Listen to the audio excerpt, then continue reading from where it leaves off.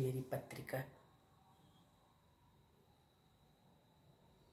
उत्तरांचल रसोई है। 20 साल हो गए हैं। प्रणाम सबको मेरा।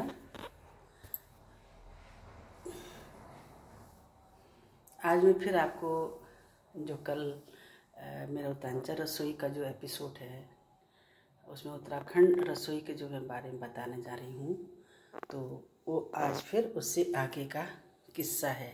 कहानी के रूप में ही मैं आपको सुनाऊंगी और कहानी के ही रूप में मैं इसको बताऊंगी भी आपको। इसकी ये कहानी है कि उत्तरांचल जो रसोई का प्रारंभिक जीवन कहाँ से प्रारंभ हुआ था। ये सबसे पहले जो हमारा प्रारंभिक जीवन मानव का हुआ था जंगलों से, और उसके बाद में जो मनुष्य ने प्रगति की और उसके बाद पाषाण काल आया, तो पाषाण का पत्थरों का युग आया, तो पत्थरों पर मानव को जो है खाने बनाने की टिप्स भी आ गई। और उन्होंने क्या किया कि उसको जो ये पत्थर होते थे उनको, जो चौड़े पत्थर, उनको आग जलाना आ गया था, तो पत्थरों पे मांस मोड़ करके खाना शुरू कर दिया था। और साथ में ही उन्होंने जो था 2 पत्थर रख करके और इस प्रकार से अपने कंद मूल फल जो थे सारे खाने प्रारंभ कर दिए थे।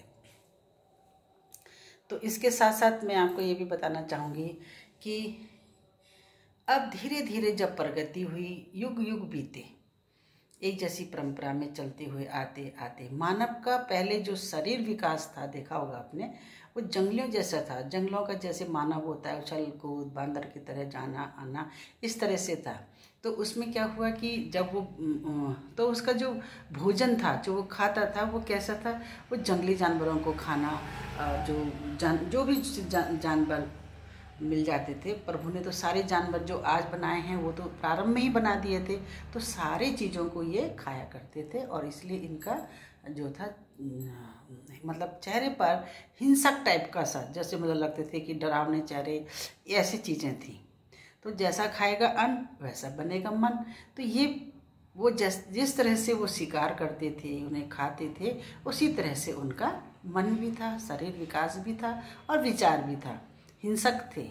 तो इस तरह से मनुष्य को धीरे धीरे प्रगति करते करते, कहा ना कि जब महिलाओं ने वृक्ष के नीचे अपना स्थायी रूप बना लिया, गुफाओं में रहने लगे, मकान बनाने शुरू हो गए, अपने एक मकान के अंदर उन्होंने चूल्हा 2 लकड़ी पत्थरों को रखकर चूल्हा भी बनाने शुरू कर दिया।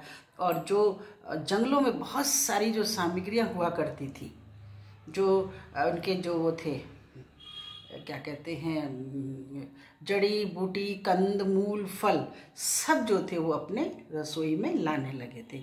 इससे क्या हुआ कि रसोई का विकास हुआ और रसोई में संग्रहालय भी बन गया उनका। अब वो 2-4 दिन तक भी मतलब अपने कहीं ना जाते थे, तो उनका भोजन हो जाता था। बच्चों के साथ में तो चाहिए होता है। इस तरह से प्रयास करने के बाद और उनको जो सूक्ष्मता से विस्तार की ओर बढ़ते चले गए और विकास भी बढ़ता चला गया। और उनके अंदर एक बहुत अच्छा जो था, एक समाज, जो समाज में रहने लगे ना, आपस में महिलाएं बैठ कर के समूह संगठन में रहने लगी, तो वो झुंड में रहने लगे, तो उनके अंदर एक सामाजिक विकास शुरू हो गया।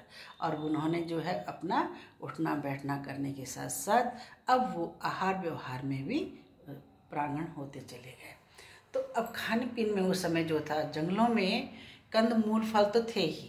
अब जब थोड़ा सा प्रगतिशील हमारा जो इतिहास है उसमें फिर देखा गया कि जो जंगल के कंद मूल फल थे वो सारे, जैसे आजकल आपने देखा होगा हमारे पहाड़ों में जो कंदमूल फल हैं वो उसी समय से हैं भी होंगे, और ऐसी तरह से वो लोग खाते थे। बेलें होती हैं, उनमें कद्दू भी लगते हैं, लौकी हैं, तोरई, उस समय भी सब कुछ होती थी। तो वो लोग धीरे धीरे अपने आसपास बोने लगे। और जो गेहूँ, जौ, मक्का और बाजरा, ये मोटा अनाज जो जंगलों में खुद कुदरत ने इन बीजों को मनुष्य के लिए उगाए हैं, तो वो उस समय भी थे। तो उन लोगों को धीरे धीरे उसको ऐसे ही पानी में डाल करके भून कर कच्चा खाने लगे। जब इनके अंदर विकसित हो गई, तो अचानक क्या हुआ कि एक दिन एक छोटा सा बच्चा था, वो मिट्टी में खेल रहा था, मिट्टी में खेल रहा था और मिट्टी से ही उसने पत्थरों की जैसे आकार देना शुरू कर दिए। तो अब उनकी जो माता थी उसने उस बच्चे को कहा कि अरे तूने तो अच्छा सा बना दिया, और उसको उनको नहीं पता था कि सूखने के बाद ही अच्छा बन जाएगा। और जब सूख गया तो सूखने के बाद उसके अंदर अच्छी कलात्मक आ गई। तो उस दिन से उन्होंने फिर जो है धीरे धीरे जो है ऐसे ही मिट्टी से बर्तन बनाने प्रारंभ कर दिए, और वो मिट्टी के हांडी और खाना पकाने के और विकसित करते गए। फिर उसमें धीरे धीरे उन्होंने अच्छा रूप लाए, और वो एक तरफ से फिर वो अपने चूल्हे पर मिट्टी के बर्तनों पे खाना बनाने लगे। इसके बाद आता है आपका लोहा युग आता है, तो लोहे के बर्तन, लोहे की सारी चीज़ें स्टार्ट हो गई। तो उसके बाद आता है तांबा का युग, तो तांबे से स्टार्टिंग हो गया। उसके बाद आता है ये कई युग, तांबा युग आ गया, और उसके बाद लोहा का युग है। एक वो भी है, क्या कहते हैं, कांसे का था। तो उसमें ईश्वर ने, प्राकृतिक ने मनुष्य के लिए सारी वस्तुएं जो है स्वास्थ्यवर्धक बनाई थी। कांसा मनुष्य के लिए बहुत शारीरिक उपयोगिता भी रखता है और खाने का। तो इस तरह से कई युगों के बाद ये था, ये एक सभ्य युग आ गया, और इसे सभ्यता का युग कहा जाने लगा। समाज में उठना बैठना हो गया, लोग कारोबार भी करने लगे, खेती बाड़ी करने लगे। कुछ लोग उस समय भी जंगलों में घूमा करते थे, परंतु ये लोग अब जंगलों में कम जाने लगे। एक जो अच्छे उसमें भी फिर ऐसा हो गया समूह में कि जिनके बच्चे थे घर में सब लाते थे, वो लोग समूह में बैठ के खाते थे, आराम से बैठ के करने लगे। अब पुरुष भी जो था अपने गृहस्थ में रहने लगा, और धीरे धीरे जंगलों में जो थे अब जानवरों को मारने का प्रचलन कम होने लगा, क्योंकि जब जानते नहीं थे, मंदबुद्धि थे, नहीं जानते थे, तो फिर जानवरों का मांस खाते थे। यहाँ तक कि उसमें गाय का और भैंस, सारी जितने भी जानवर हैं सबको खाने का था। परंतु इसके बाद क्या हुआ कि जब उन्होंने उनको मार के खाने लगा, तो अब वो गायों को नहीं मारते थे, क्योंकि गायें उन्हें क्या देती थी, दूध देती थी। दूध देने के बाद क्या हुआ कि गायों का दूध वो पीने लगे। जब गाय का दूध पीने लगे तो इससे उनको क्या हो गया, शारीरिक विकास हो गया। तो वो गाय को एक तरफ से पूजने लगे, क्योंकि गाय के दूध से उनका शारीरिक विकास हुआ, बच्चों को जो अच्छी तंदुरुस्ती बनी। तो उसको गाय को उन्होंने समझा कि जैसे माँ दूध दे रही है ऐसी गाय दूध दे रही है, तो ये गाय भी हमारी माता है। और तब से उन्होंने गाय को पूजनीय से रूप में रखना शुरू किया, और गाय की वैल्यू हो गई। गाय में जो है एक तरफ से उन्होंने मारना बंद कर दिया गायों को भी, और उस दिन से आज तक गायें मारी जाती हैं, आज भी मारी जाती हैं, परंतु गौ हत्या पाप समझा जाने लगा। तो इसी के तहत जो है फिर हम लोगों ने इस पे वो किया, काम किया, इस पे काम किया। तो काम करते करते हमें ये भी लगा कि इसको आना चाहिए उजागरता में आना चाहिए। तो जब ये उजागर में आया तो हम लोगों ने इसको जो है एक अच्छा सा रूप देने के लिए जो है एक विचार बनाया कि क्यों ना इनको संग्रह किया जाए। आने वाले बच्चों को इस पे कुछ भी पता नहीं है कि हमारा युग इतिहास क्या था क्या नहीं है। तो ये इस पे लिखना शुरू किया है, और लिखा है मैंने इसको 2004 से स्टार्ट कर लिया था लिखना, और तब से हम कुछ ना कुछ उत्तरांचल रसोई पर हर त्रैमासिक पत्रिका के रूप में निकालती भी लिखती भी हूँ। उस लिखने का मुख्य उद्देश्य ये है कि हमारे जो प्राकृतिक ने खुला बैंक दे रखा है, चारों तरफ फल फूल पेड़ पौधे अन्न धन सब, एक एक पौधा हमारे स्वास्थ्य के लिए, एक एक पौधा हमारी प्रगति के लिए, एक एक पौधा हमारे स्वास्थ्य की दृष्टि के लिए दे रखा है। तो हम उन पौधों को आज भी मतलब हम लोग संजोते हैं, क्योंकि सब जंगल के तो थे ये सारी चीज़ें। उस समय कितना उनको मतलब रखा गया था नज़दीक, जानते थे वो लोग हर एक एक जड़ी बूटी जो उन्होंने देखा, चोट लगी तो कुछ लगाया, इस तरह से वो आयुर्वेदिक दवाइयों के रूप में भी वो लोग यूज करने लगे। फिर उन्होंने देखा कि बैल थे, गाय ने बछड़े दिए, तो उन्होंने उन बछड़ों से लकड़ी के और मिट्टी पत्थर के, फिर उसके बाद लोहे के, और उसके बाद फिर जो है तांबे के हल फल बना करके खेती जुताई, और जो आसपास के लोग थे अनाज उगाने लगे। अनाजों में सबसे पहले उनका जो था बाजरा, मक्का, मोटा अनाज जो था, और इस अनाज को पीसने के तो थाने उनके अंदर इतने, तो उन्होंने उसको वैसे ही पानी में बॉईल करके बनाते। और मैंने देखा है ये राजस्थान राजस्थान में आज भी बाजरे की खिचड़ी बनाई जाती है। तो मैंने जाना कि देखो ये परंपरा से चली आ रही एक कुछ ऐसे हमारे जो पारंपरिक भोजन है वो आज भी मौजूद है, अलग अलग क्षेत्रों में, अलग अलग प्रदेशों में, अलग अलग जगहों पे। तो इतना तो आपको पता चल ही गया। अब इसके अलावा आप अगर कुछ पूछना चाहते हैं तो बताइए। तो अच्छा ठीक है। इसमें सबसे पहले हमारा ये है कि जब घर मकान बनने लगे, समूह में लोग रहने लगे, तो बताओ उनका खाने का क्या हो गया। अब हम लोग आज की डेट में कह सकते हैं मुर्गे, उनका था कि मुर्गा जीत के कौन लाएगा। जो वो लड़ाते थे तो उसको कहते थे कि मुर्गे को मतलब बड़ा मुर्गा पालते थे तो उसको भी युद्ध कराते थे। बहुत सारे उनके खेलों के मनोरंजन के साधन भी हो गए और प्रतियोगिताएं भी होने लगी और इस तरह से वे आपस में अपना एक सामाजिक विकास भी कर रहे थे। इसमें फिर मैं ये रसोई के बारे में अगर बताना चाहूँगी कि ये मैंने देखा भी है और आयुर्वेद में थोड़ा पढ़ा भी है कि जितनी हम जंगल की चीज़ों को बिना पकाए खाते हैं तो हमारे शरीर सुदृढ़ होता है, मजबूत होता है और काफ़ी लंबी उम्र को प्राप्त करते हैं। तो जो लोग पहले के थे ना तो उनके लंबी उम्र होती थी, बहुत लंबी उम्र होती थी, लंबे चौड़े होते थे। उनके पाँव भी जो अगर हम देखा जाए तो अभी भी अगर हम सुनते हैं कि हमारे यहाँ उत्तराखंड में रूपमती का तालाब है, रूपकुंड है, तो वहाँ पर जो रूपकुंड में अभी जो जब उसकी खोजबीन हुई थी तो उसमें वो पाए गए मानव कंकाल पाए गए। तो मानव कंकाल का जो हिम क्षेत्र में पाया गया तो वो मैंने पढ़ा है कि 1 फुट से 1 फुट नहीं, एक फीट, हाँ 15 सेंटीमीटर, इतने उनके कंकाल पाँव के और हाथ भी उनके वैसे ही थे। तो ये लोग लंबे चौड़े होते थे, तभी तो कहते थे कि हम लोग तो 4 पग चलते थे, ये बहुत ज़्यादा पग चल जाते थे और एक जगह से दूसरी जगह जाते थे, इतने लंबे चौड़े। फिर धीरे धीरे जब ये लोग जंगली जड़ी बूटियों को खाने लगे तो इनके अंदर जो है विकसित भी आई, बुद्धिता भी आई और ईश्वर ने धीरे धीरे मानव विकास की कहानी लिखनी शुरू कर दी।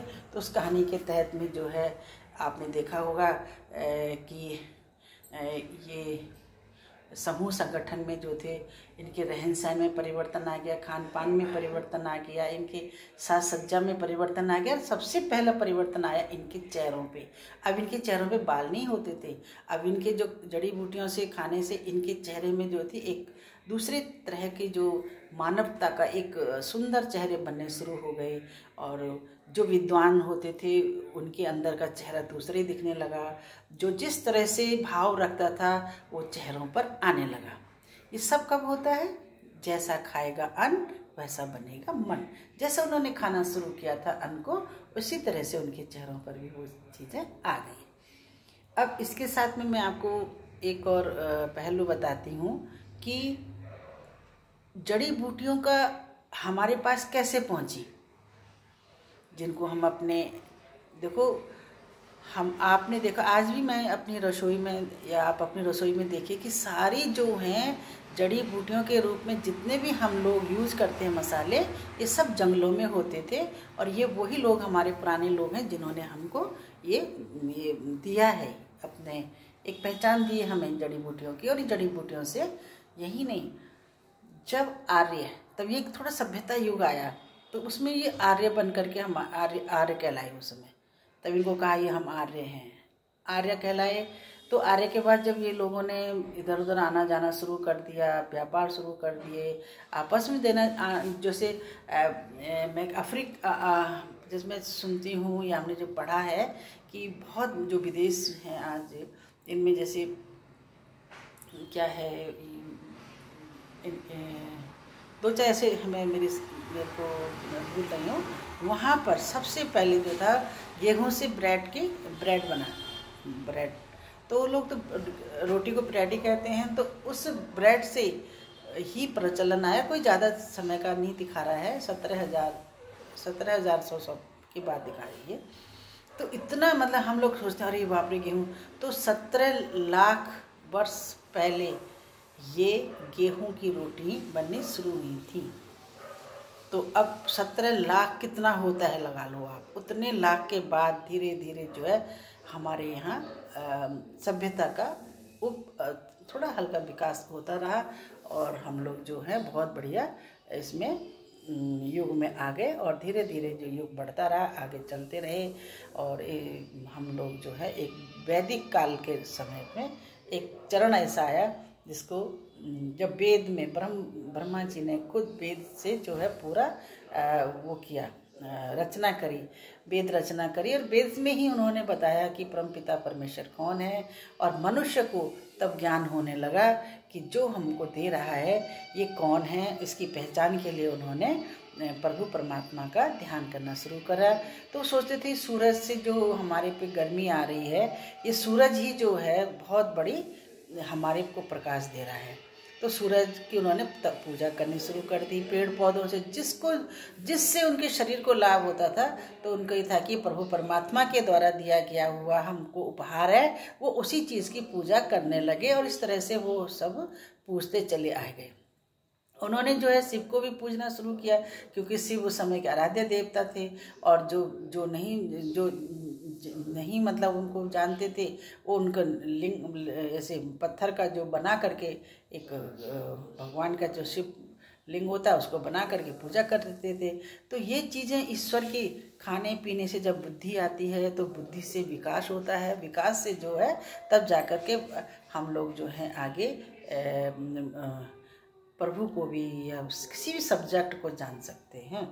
तो इस तरह से हम लोग आगे बढ़ते गए और अब आ गए हम वैदिक काल के प्रथम चरण में। वैदिक काल का जो प्रथम चरण था ये वो चरण था जिस समय वेद जी ने ब्रह्म वाक्य के द्वारा पूरे सृष्टि को निराकार प्रभु पिता परमेश्वर का पूरी सृष्टि पर जो है साम्राज्य किस तरह से स्थापित हुआ है, किस तरह से एक है जो सारी सृष्टि को चला रहा है और वो ही जो है सारा ये हमको हमारे लिए बनाता है।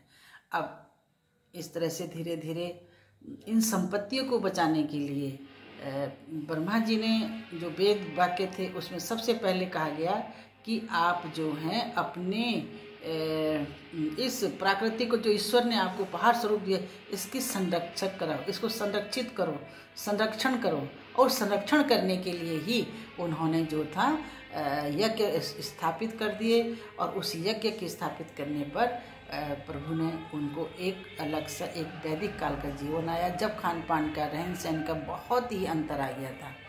तो ये जो वैदिक काल के खान पान का मैं आपको बताएंगे तो उसमें आपको कई चीज़ों का समावेश मिलेगा, उस जंगल का भी मिलेगा, जब लोग समूह संगठन में रहेंगे तब का, और वैदिक काल में कितनी प्रगति हो गई।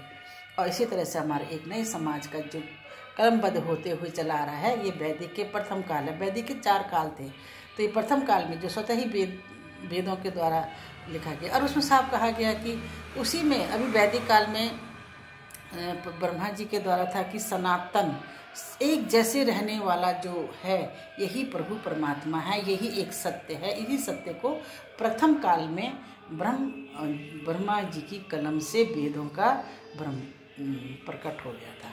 हर जो वेद लिखे गया है वो संस्कृत की वो भाषा है, इसे बहुत कम लोग पढ़ सकते हैं। और वो ब्रह्म वाक्य जो हैं लिखे गए थे वो आज के तक हमारे साथ हमारे पास हैं, आ रखे हैं। इसीलिए एक अभी भी हम लोग सब मानते हैं कि सारी सृष्टि को चलाने वाला एक ही प्रभु है।